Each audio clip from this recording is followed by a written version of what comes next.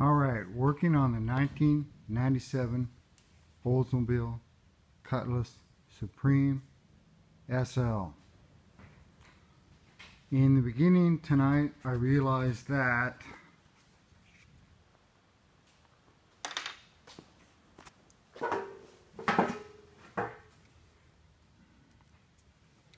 this plug-in, although it looks like the one that goes on the back of the block, it's not exactly the same, although the basic shape is there. So what I did is I found another harness that goes from the coil pack. Yeah, here it is. That'll hook into the coil pack when it's in. And this is plenty long enough to go down there and hook in the back of the block.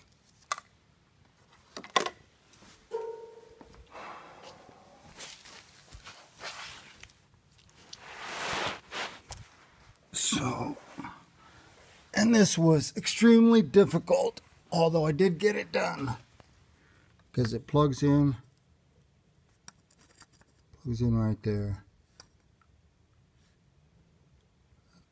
That's it right there, right below the block heater. So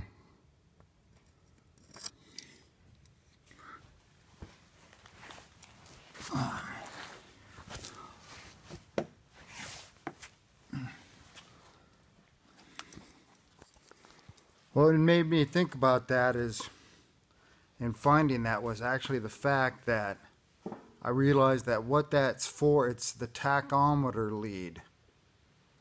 So I thought, I was thinking about putting the coil pack in,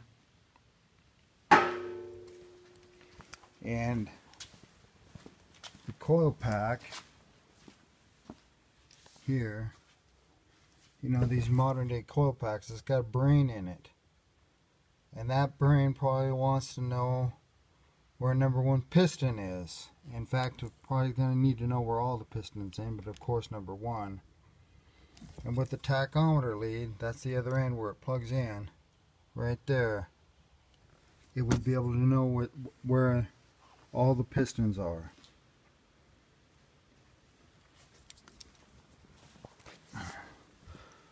I plugged in that sensor into the side of the block when it was on the engine stand. That's when I realized what it really was, because of the shape in it. You know, it's like a reluctor, you might say. Anyway, it had 6 different places that could be picked up by the magnet to let the coil pack know, or the computer, you might say. I'm imagining that signal goes through the coil pack and to the computer. Exactly where that is. The other thing is, remember that we're sequential fuel injected. So it's also going to fire that. That's your fuel injector. There's another one. And there's another one. That's 2, 4, and 6 on the back. And there's 1, 3, and 5 on the front. This is considered the front over here.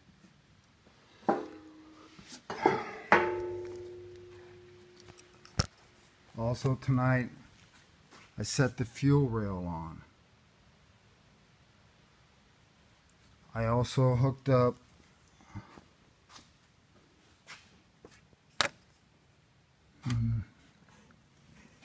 yeah, you can see it from here. Anyway, it goes around the transmission, there it is, transmission cooler lines, and bolts them to the block. That bolt right there does it.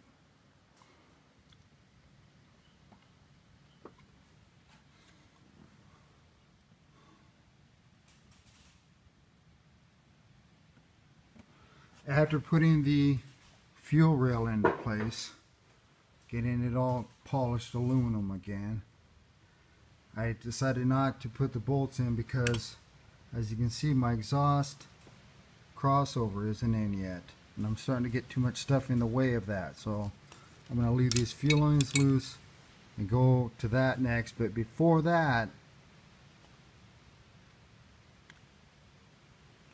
that's where your thermostat goes.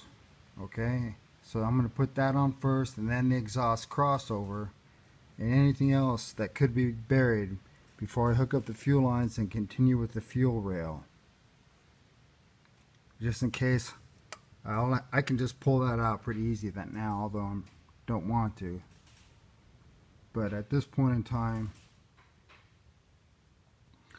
I put some lubricant on all the injectors and set it in. I could easily pull it back out without hurting it right now. So if I need to do that, I will.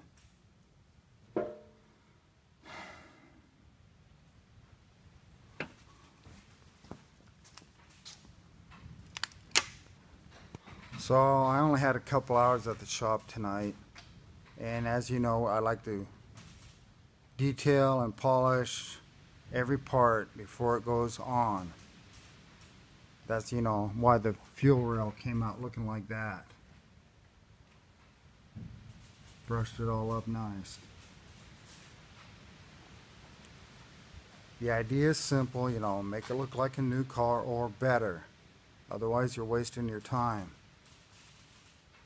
So, yeah. Basically when I'm done, I want to be able to open the hood and see a brand new car.